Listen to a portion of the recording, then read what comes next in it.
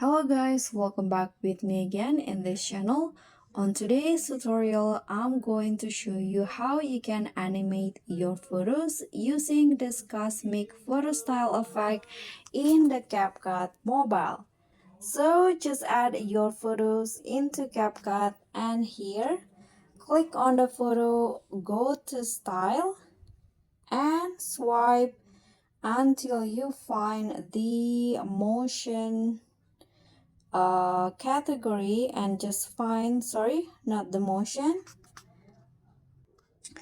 this one, particle option, and select the cosmic effect.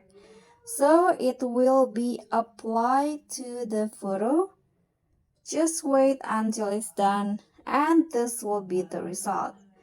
So guys, that's all from me. Thank you so much for watching. Don't forget to like, comment, and subscribe.